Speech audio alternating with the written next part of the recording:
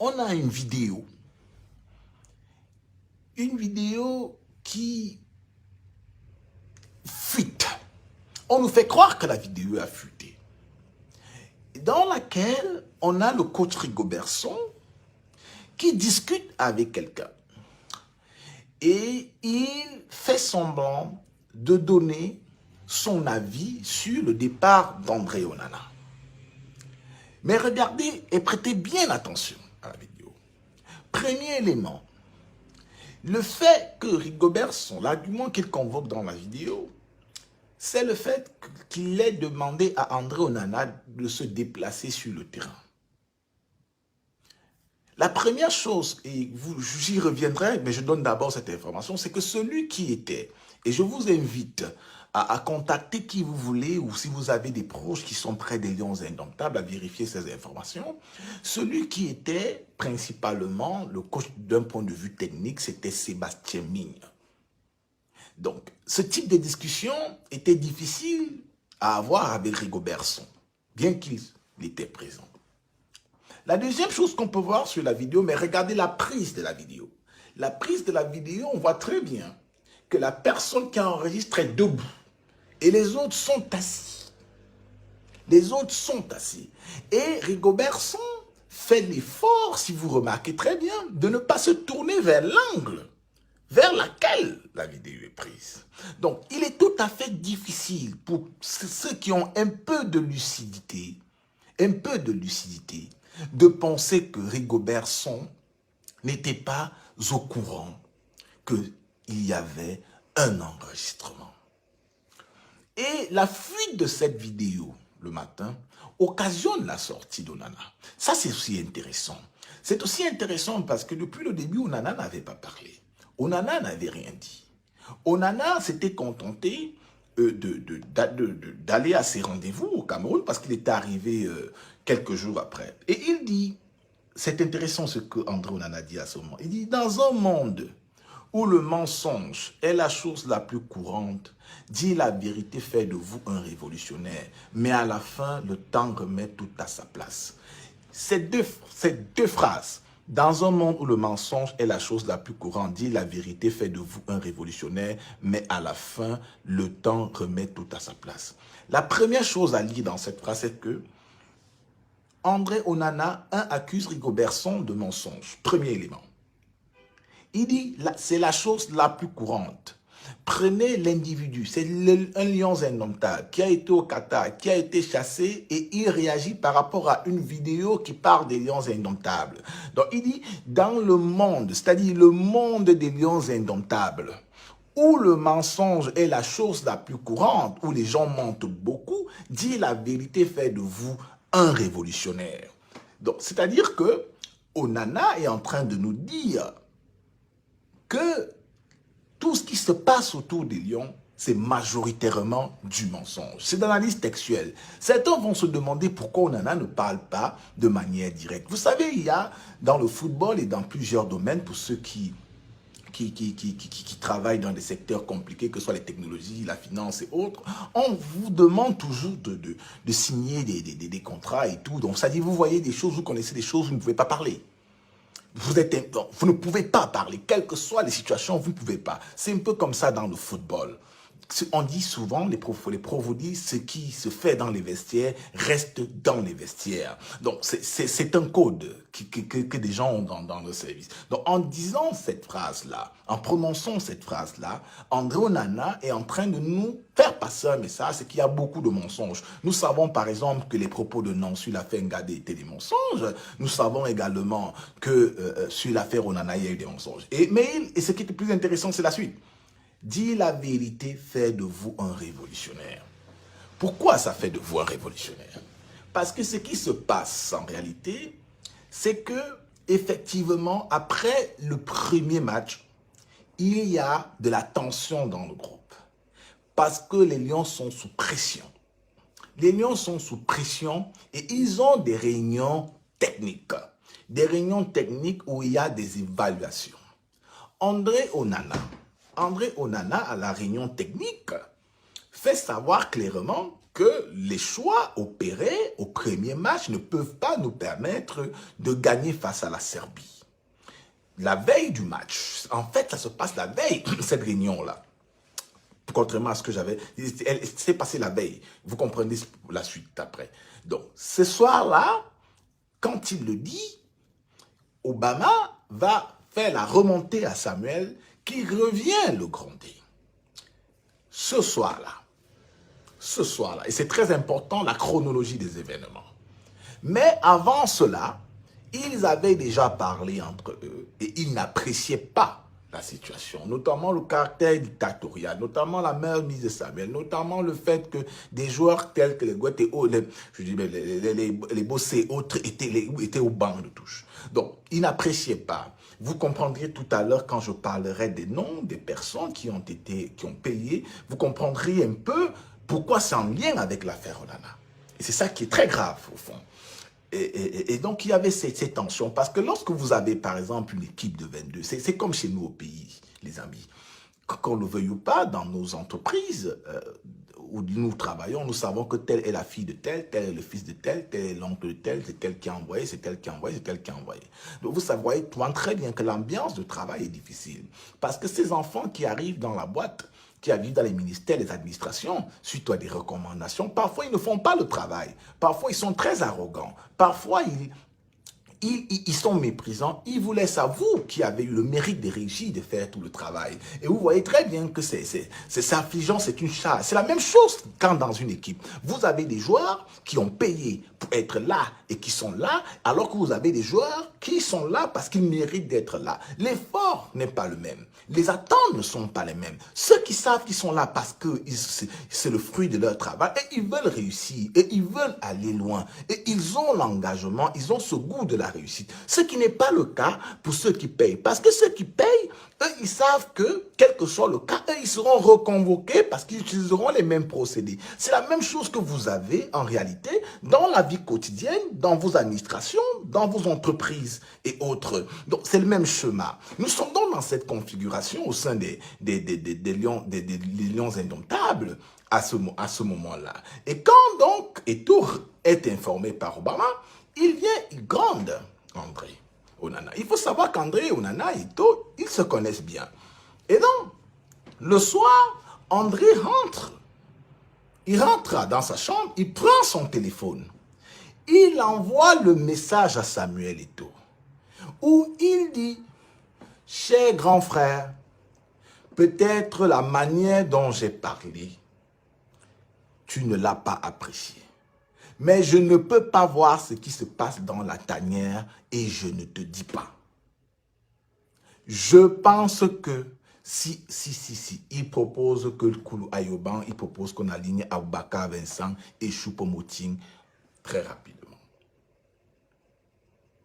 Et il précise également que les joueurs sont un peu embêtés parce qu'ils estiment que ta présence est un peu envahissante. Il envoie ce message dans sa chambre d'hôtel la veille du match. Le matin, et ceux qui ont suivi Equinox TV, vous avez le père de Choupo-Moting, qui est son manager, qui confie qu'il était à l'hôtel avec Choupo, et il n'a pas entendu parler d'une affaire André Onana ou que André Onana ne sera pas aligné. Parce que c'est une décision qui est prise très tard dans la nuit entre Rigobert Song, entre le staff du moins, et Samuel Eto'o. Donc quand le matin, André Onana descend de sa chambre pour aller rejoindre le reste de l'équipe, il croise Rigobert Song. Il croise Rigobert Song dans les couloirs de l'hôtel. Rigobert Song lui dit, et ce que je dis, vous pouvez vérifier. Rigobert Song lui dit, mon petit, vous connaissez un peu le son Banak. Il dit, mon petit, je ne te sens pas, comment tu vas mon petit? Et le petit André Onana lui répond, grand frère, comment tu ne me sens pas? Je suis là, grand frère, nous sommes là. Et c'est là où, quelques secondes après, Rigobert Song lâche. D'ailleurs, Tu ne joues pas, tu ne joues pas. J'ai décidé, tu vas attendre. J'ai décidé que tu ne joues pas ce match. Comme c'est toi qui fais déjà la liste dans cette équipe. Tu ne joues pas, tu ne joues pas. J'ai décidé que tu ne joues pas. Voilà comment André Onana apprend d'abord qu'il ne joue pas. Ce qui est encore, à ce moment-là, vous voyez très bien que la version que Rigobert Song donne à la conférence de presse. La conférence de presse après le match de la Serbie, où il dit qu'il s'agissait d'un différend, d'une discussion indifférente de celle qu'il dit à Onana quelques heures avant.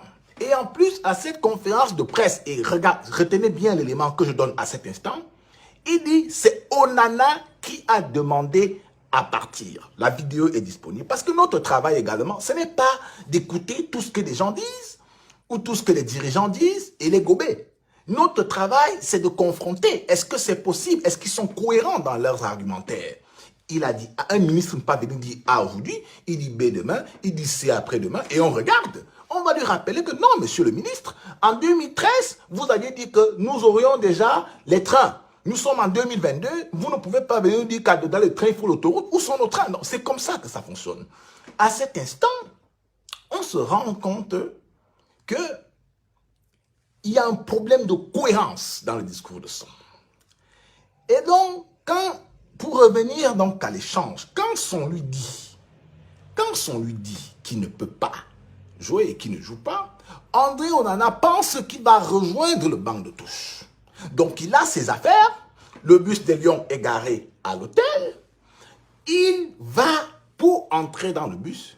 Ce n'est ni Song, ni une autre, c'est un membre du staff qui vient dire à André Onana, André, tu n'entres pas dans le bus. Tu vas regarder le match dans les gradins. Je dis bien, c'est un membre du staff. Et c'est comme ça qu'André Onana se retrouve en train d'aller regarder les matchs dans les gradins. S'il vous plaît, envoyez les cœurs pour que le direct ne soit pas coupé. Le vrai sujet de corruption arrive dans les prochaines minutes. Il ne faudrait pas que le direct soit suspendu sans qu'on ait atteint cet objectif. Donc, envoyez les cœurs, envoyez les cœurs. Ils sont nombreux pour faire leur travail habituel. Et donc, André va dans les gradins. C'est là-bas qu'il voit le match.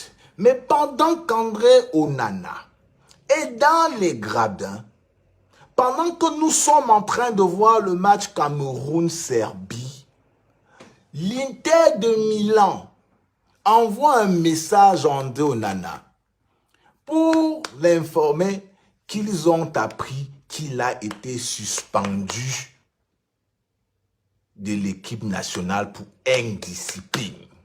Et lui demande des explications.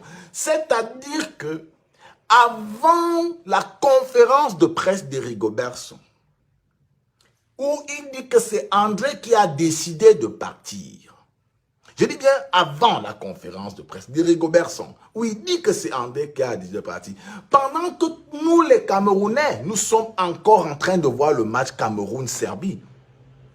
André Onana est déjà informé par l'Inter de Milan qui n'est plus dans la tanière.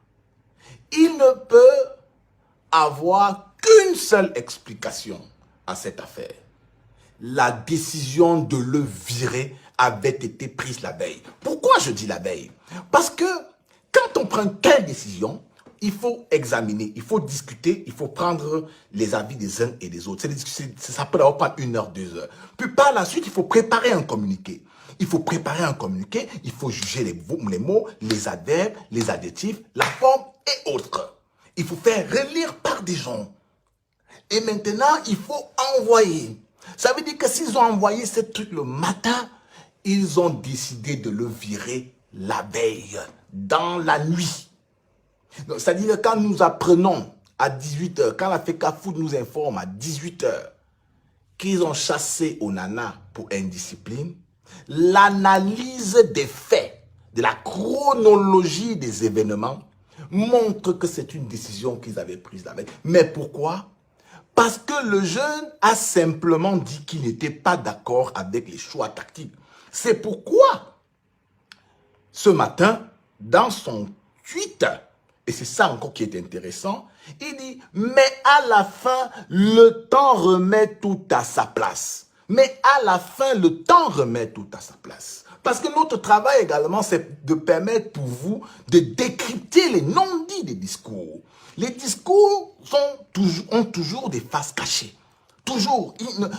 Quand vous allez écouter des hommes politiques, le conseil que je vais vous donner, c'est la première chose quand un homme politique te dit bonjour, ou quand un homme public ou un homme qui est confronté à une crise te dit bonjour, il faut chercher pourquoi le bonjour. Parce que derrière le bonjour, il y a toujours bonjour, bonjour, bonjour. Cette différente forme cache un état d'esprit, cache des messages. Et donc, quand André Onana dit le temps, mais le temps remet tout à sa place, en réalité, à ce moment, André Onana est en train de nous informer à nous qu'il a eu raison. Le temps lui a donné raison.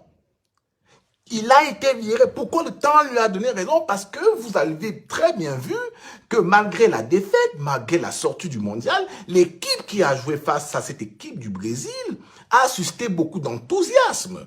Et les choix tactiques qui ont été opérés par Rigobert Song sont ceux qui étaient voulus par André Onana. Donc vous voyez très bien que dans cet environnement, dans cette affaire, il y a du mensonge, de la calomnie et autres.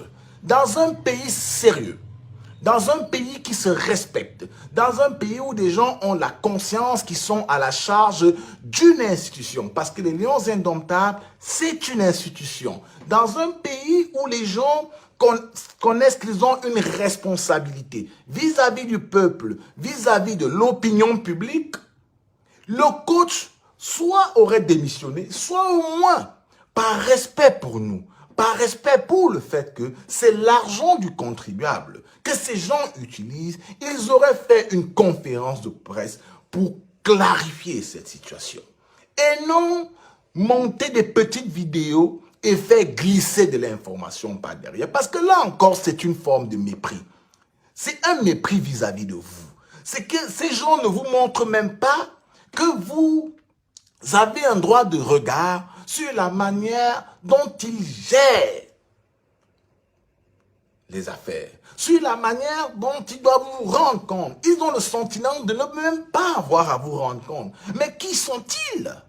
Qui sont-ils pour ne pas pouvoir nous rendre compte? Ils doivent nous rendre compte parce que c'est l'argent du contribuable que ces gens utilisent. Donc nous avons ce devoir de leur rappeler. Mais le simple fait que M. Song sorte un communiqué dans lequel il n'apporte même pas de clarification. Il n'apporte même pas de clarification sur ce qui y est dit, en dit long sur l'affaire. Donc, vous avez dans l'affaire Onana. Mais en fait, le scandale de l'affaire Onana n'est que la conséquence d'une gestion calamiteuse, d'une gestion patrimoniale, d'une privatisation des Lions Indomptables. Et c'est là où j'en viens donc aux listes, aux choix et autres. Envoyer les directs, c'est la partie que beaucoup de gens attendaient. Je sais que beaucoup de gens attendaient cette partie. Donc, en fait, ce n'est pas nouveau. Comme vous savez, cette problématique de l'achat des places au sein de la sélection nationale, ce n'est pas nouveau. Mais ce qui est intéressant, par contre, aujourd'hui, c'est le fait que des gens sont arrivés en nous vendant l'idéologie du mérite.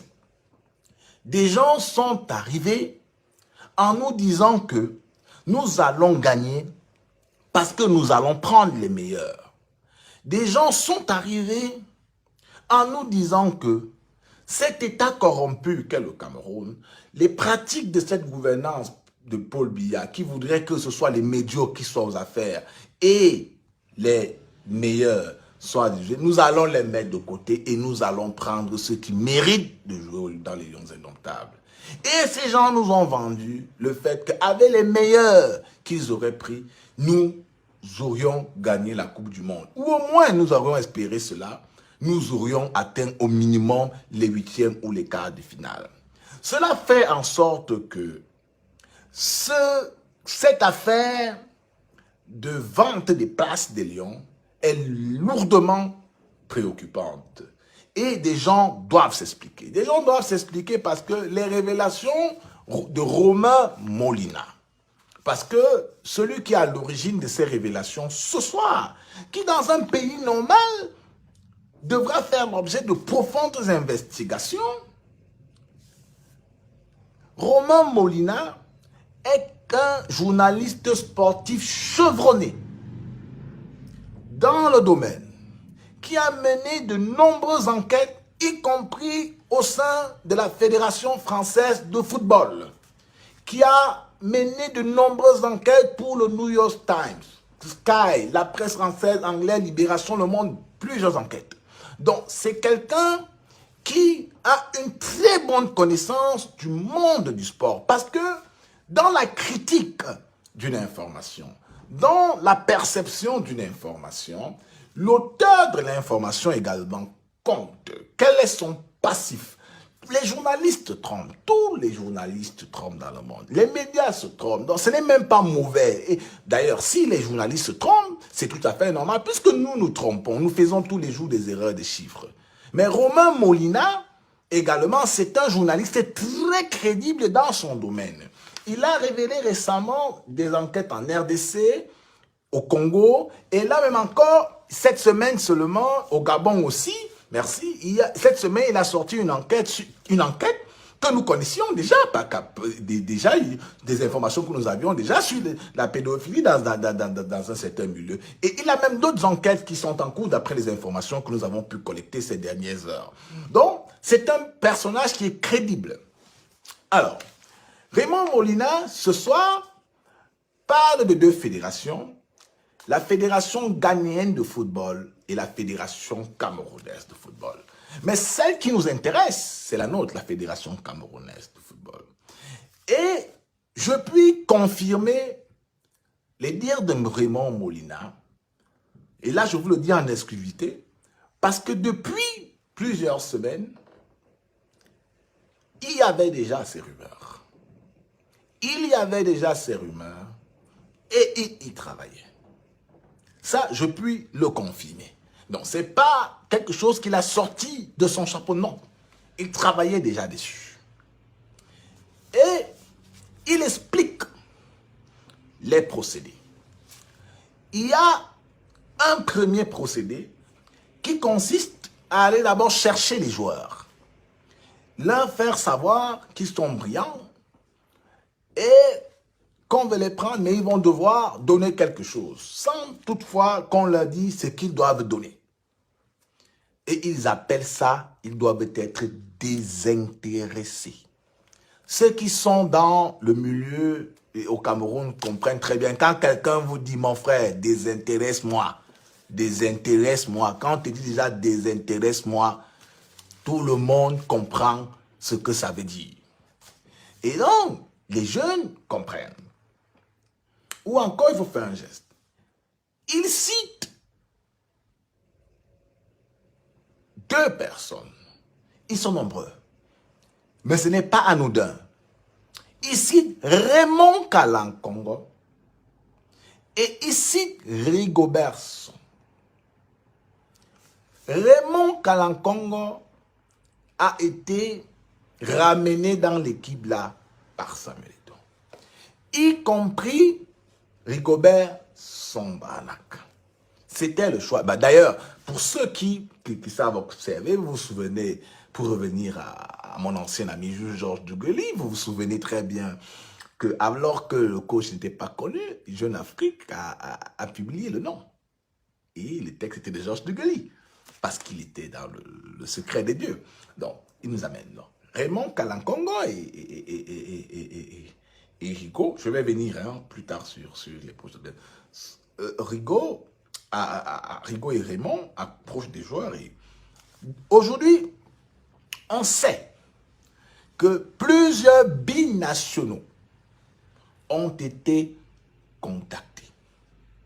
Plusieurs binationaux ont été contactés. On leur a demandé de l'argent. Ils ont dit non. Il y a, et je donne le nom de manière précise, il y a un joueur qui s'appelle Darling Yangwa.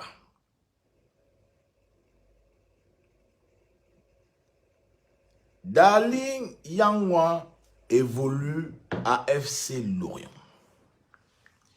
Rigobert Song, je dis bien Rigobert Song, et allez voir le joueur qu'on appelle Darling Yangwa. Il lui a demandé de payer s'il veut être sélectionné au mondial dans l'équipe du Cameroun. Je dis bien, je donne déjà ce nom. Il s'appelle Darling Yangwa, évoluant à FC Lorient. Darling Yangwa a refusé de payer. D'autres noms sortiront. Mais ceux dont nous avons des informations claires et confirmées qu'ils ont payé pour être dans la sélection, ils sont 5.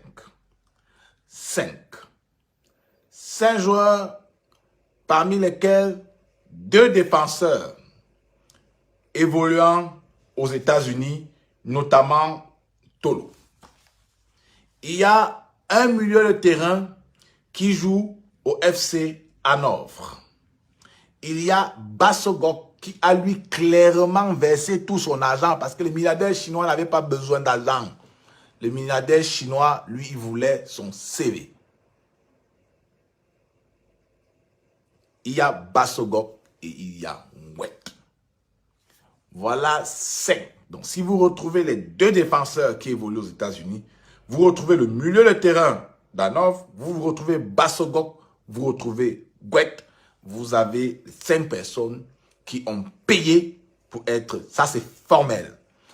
Il y a d'autres vérifications qui sont en cours pour identifier d'autres personnes. Mais ces gens ont payé pour être dans la tanière. C'est quelque chose d'extrêmement grave.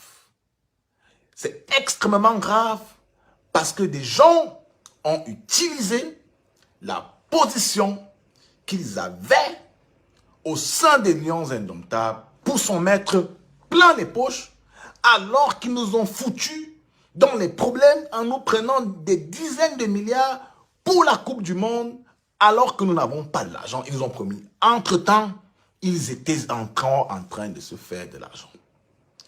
Nous savons également que 2 personnes qui ne sont pas des responsables de la FECAFOOT, mais qui sont très proches du président Samuel Eto'o, ont également contacté des joueurs pour qu'ils payent pour être dans les Lions Indomptables. En fait, cette Coupe du Monde a été simplement un outil d'enrichissement. Je répète, les 5 joueurs dont les éléments sont formels, les preuves sont là. Les 2 défenseurs qui jouent aux États-Unis, dont Tolo, le milieu de terrain qui joue à Hanovre, Bassogok et Gwet. C'est extrêmement grave ce qui se passe. Et je puis vous dire que d'autres révélations arrivent sur le sujet. Parce que j'ai pris la peine d'aller chercher à savoir ce qu'il y a. On ne peut pas se permettre de jouer avec une république. On ne peut pas se permettre de jouer avec l'argent du contribuable. On ne peut pas se permettre de détruire l'avenir des gens.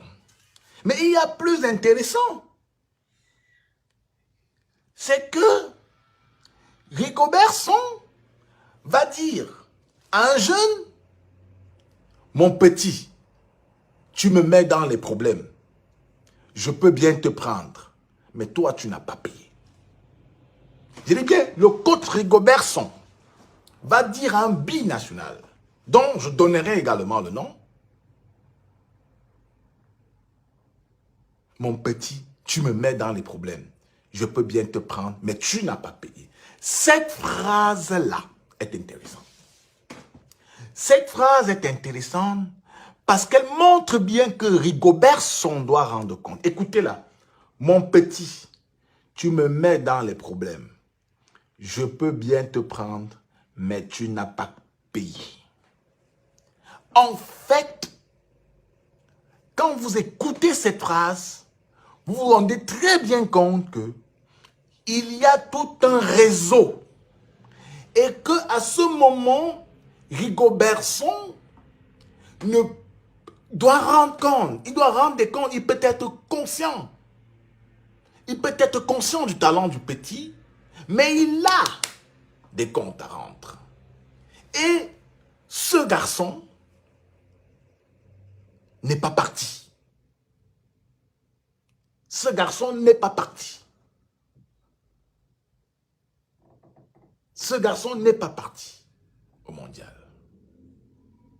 Donc voilà la situation. Comme je l'ai dit, cette situation chaotique a créé d'importants problèmes. Parce que ce staff, en fait, c'est un staff de bandits. C'est un staff de féman. C'est dit bien qu'on a des voyous. Ce ne sont pas que des noirs. Je vous parle du cas de Sébastien Migne, le coach adjoint. Son nom n'est apparu a priori nulle part, n'est-ce pas? Les gens ont le sentiment que Migne peut être hors de cette affaire. C'est tout à fait faux. C'est tout à fait faux. J'ai souligné, il y a plusieurs mois, la connexion qui existait déjà entre Migne, l'organisateur des matchs, et Samuel Eto'o.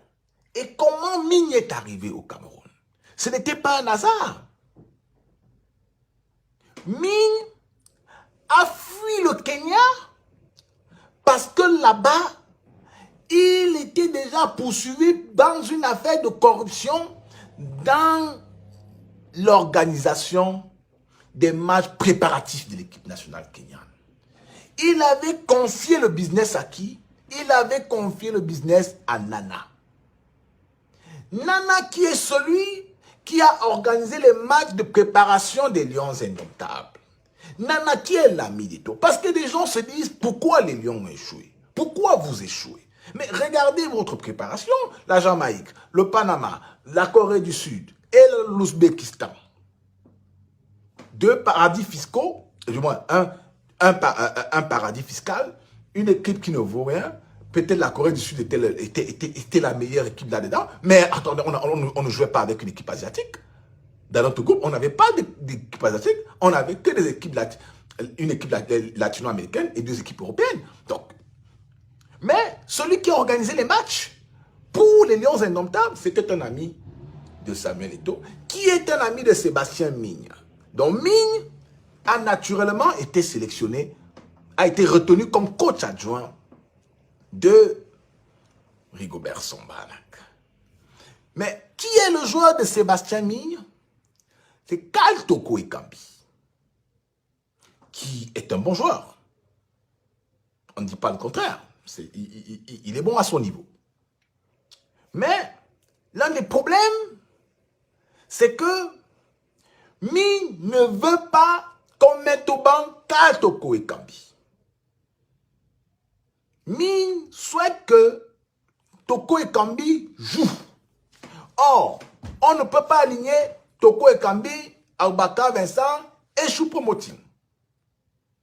Ce qui fait les affaires de Samuel, qui n'apprécie pas beaucoup Aboubakar Vincent. D'ailleurs, les contentieux sont connus depuis la Coupe du Monde. Donc, c'est pour ça que vous avez vu également que depuis plusieurs mois, Aboubakar n'est pas là. Au-delà du fait que Samuel ne le porte pas dans le cœur. Mais en plus de cela, il est soutenu par le coach adjoint qui, lui, il est pro Karl Toko Ekambi. Il n'y a eu que quand ils ont décidé de faire entrer Rigobert Abaka Vincent et Choupo-Moting en maintenant ou en faisant sortir Karl Toko Ekambi, que vous avez vu l'attaque offensive. Donc, je vous donne cet élément pour que vous voyez à quel niveau les micmacs, les intérêts personnels des hommes irresponsables qui gèrent des milliards d'un pays ont pu nous conduire. On a jeté notre argent. Parce que des gens gèrent leurs propres intérêts. Gèrent leurs propres intérêts. Leur ego, leur argent qu'ils prenaient, leur raquette et autres. Pour finir, et ça, c'est la meilleure, l'affaire Sacha Boey. Sacha Boey qui est un excellent joueur, évoluant à Galatasaray. Beaucoup n'ont jamais compris pourquoi Sacha Boey n'a pas joué pour les Lions Indomptables. Aujourd'hui, je vous le dis, il voulait. Parce que quand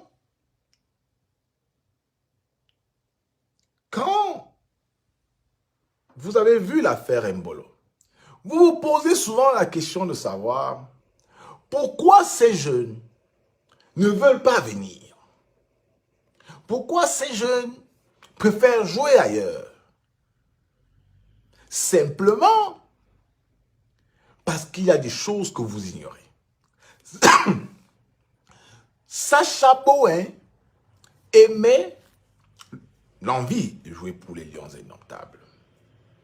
Et vous vous souvenez très bien qu'ils avaient annoncé, comme d'habitude avec grand effort de propagande, qu'ils iront rechercher des binationaux. Et Samuel Eto'o, en personne, je dis bien, Eto'o en personne, contacte Sacha Boey, qui est un très jeune. Très jeune. C'est bien.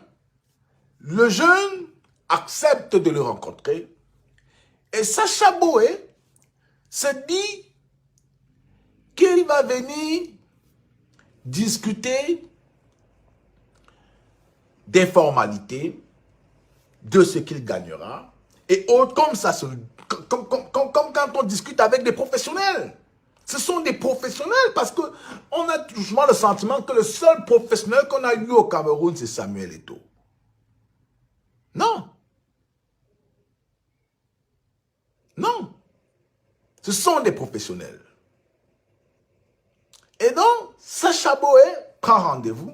Eto'o a 2h30 de retard pour commencer. Je dis bien, Eto'o arrive avec 2h30 de retard à ce rendez-vous pour recruter un joueur comme Sacha Boey. Qui est l'avenir? Il arrive avec 2h30 de retard à ce rendez-vous. 2h30. Donc, Sacha là a attendu fatigué. Et quand Eto'o fils arrive à ce premier rendez-vous de discussion, il vient avec les caméras. Il y a les caméras qui sont en train de filmer cet échange, cette première rencontre entre Sacha Boey et Eto'o. Eto'o lui tape par-dessus, il dit « Alors mon petit, tu viens jouer avec les Lions Indomptables ?» Le jeune n'a pas, le jeune n'a rien compris. Et il a été traumatisé. Il a dit qu'il arrête, qu'il ne peut pas. Il ne peut pas aller jouer. Il ne peut pas aller jouer dans ces circonstances. Il dit bien, vous, mais attendez, les amis, nous sommes tous des êtres humains. Nous sommes tous des gens un peu de parfois. Mais vous donnez rendez-vous à quelqu'un pour travailler avec lui. Vous le faites d'abord attendre 2h30. Et quand vous arrivez, vous avez les caméras pour un rendez-vous qui est d'abord privé, où les termes de la collaboration doivent être discutés. Mais en plus de cela, vous le prenez de haut. N'importe quel être humain aura le sentiment d'être méprisé, d'être infantilisé. Peut-être, je sais qu'il y a beaucoup de Camerounais qui n'ont plus de fierté, qui peuvent se laisser humilier n'importe comment, qui n'ont plus de dignité. Mais le jeune Sacha Boey, et je peux vous le dire, qui pense à raconter ça. Ce que je vous raconte ça, Boey vous racontera cela avec plus de détails. Comment il a vécu la scène, comment il a été traumatisé. Il a été traumatisé et à partir de là, les choses se sont dégradées. Les choses se sont dégradées et voilà donc comment ce jeune n'a plus rejoint l'équipe nationale. Donc,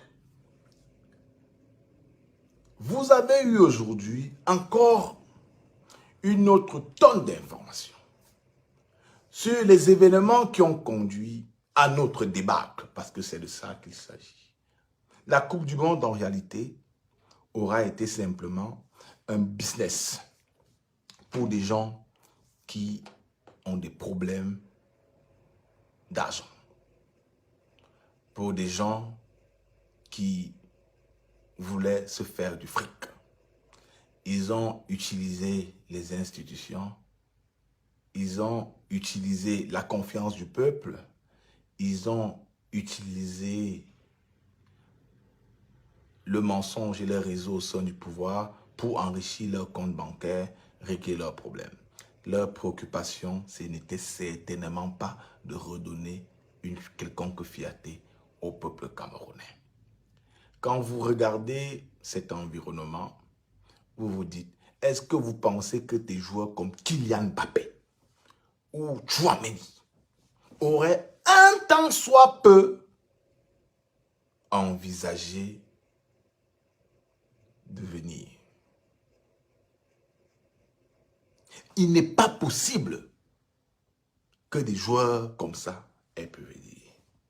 Ceux qui pensent que pour revenir, je vois des gens qui disent que non, Sacha Boey a été courtisé. Non, je vais leur dire que depuis le premier rendez-vous, Sacha Boey avait déjà dit qu'il ne vient pas. Il savait qu'il n'allait pas venir parce qu'il avait été méprisé. Il avait été méprisé. Donc pour finir, ce qui se passe est triste, mais c'est à l'image du Cameroun. Ce pays a radicalement besoin de changement et de changement à tous les niveaux. Merci de m'avoir écouté. Je vous souhaite une bonne soirée.